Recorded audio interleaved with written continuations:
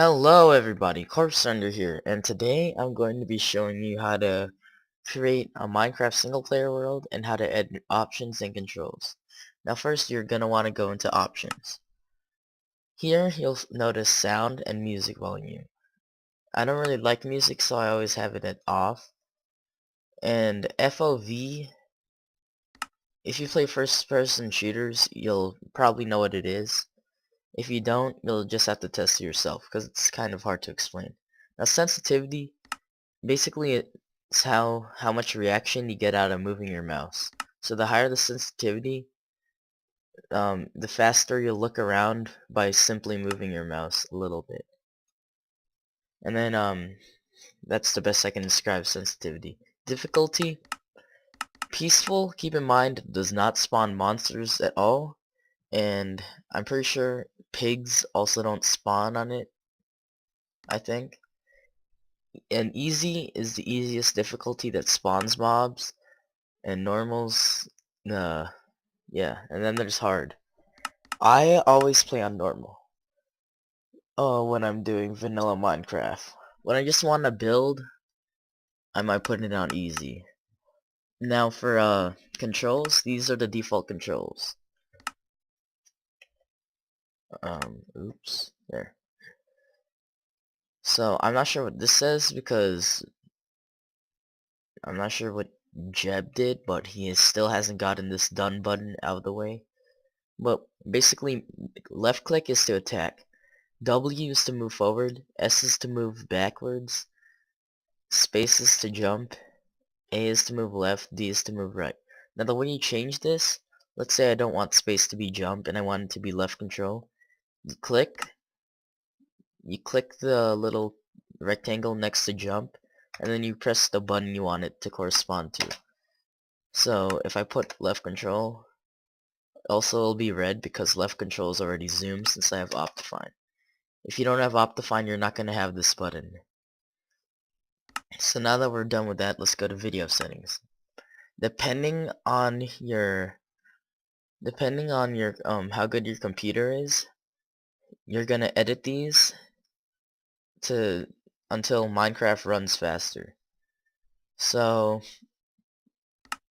render distance is how far you can see, and the farther, the more lag it'll create. Fancy, it basically makes tree leaves more like tree leaves, I guess. And smooth lighting, I don't really need that. Or smooth lighting's just smooths the lighting basically. Now if you want more detail on these, just click and then mouse over them and Optifine will provide a description. So now that we're done with that, I'll show you how to create a single player world. The single player world, you just press, oh, 1 second, I'm sorry. Also in controls, if you want to sprint, just double tap W. So just double tap W and you'll start sprinting. Keep in mind it uses the hunger bar, which is explained next episode. So we're going in single player and create new world. I always recommend game mode survival for your first time around, then go into more world options. I like to have generate structures on and bonus chests on. World type default, I would always recommend default. And allow cheats. If it's your first time around, I would never recommend that.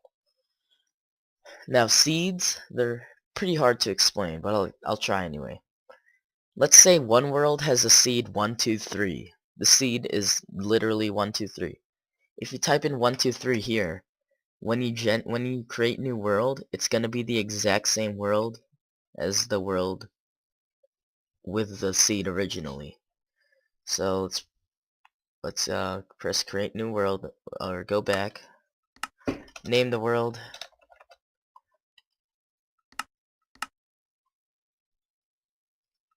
Name the world, let's name it video. And then you'll press create new world and it'll create your world. However, the rest of my series isn't going to be done on a single player world. It's actually going to be done on a multiplayer server, which will be explained in future episodes. So, but there is a way you can play multiplayer. on a single player world.